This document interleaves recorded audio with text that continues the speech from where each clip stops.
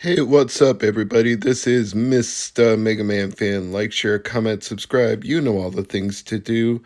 I said in my Retroid Pocket 2S review that I would try to push this thing to the limit to the best of my abilities, and I think I have found what the limit is.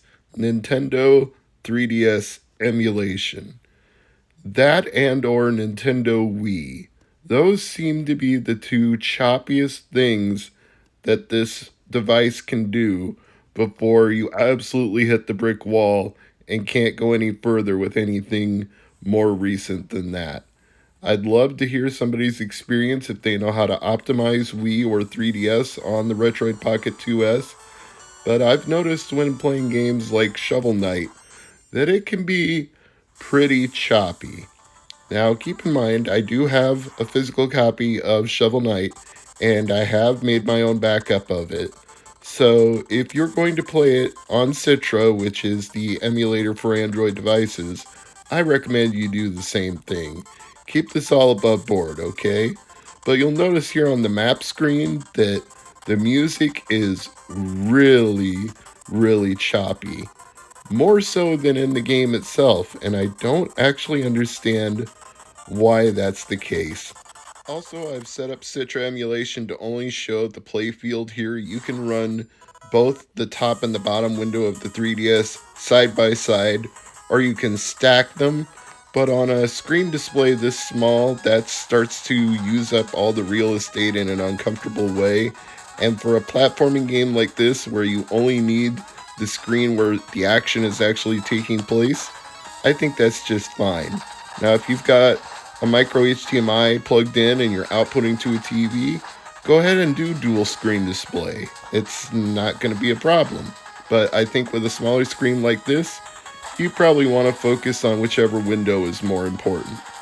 And if my playing doesn't look like the absolute best Shovel Knight you've ever seen, well, keep in mind that I'm playing this looking through a camera lens while trying to do this video, so it's not going to be super smooth because there's arguably lag between what I'm seeing through the lens and what's actually going on the game itself. Not lag from the actual system, but lag from my brain processing what I'm seeing through a screen as opposed to seeing the screen itself, if you know what I'm saying. But I think I'm doing reasonably well here. Not great, not perfect, but good enough to demonstrate that 3DS does indeed work on the Retroid Pocket 2S, although the more demanding the game is, the choppier the performance is going to be.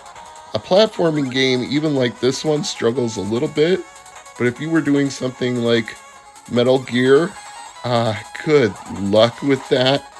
I don't think the Retroid Pocket is going to handle it very well.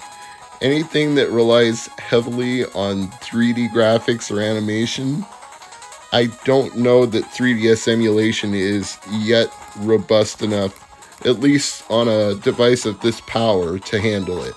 And it's plenty powerful. I mean, you can play Dreamcast, GameCube, and anything up to and before that, but I think 3DS emulation really is pushing the very limit of what a Retroid Pocket can do.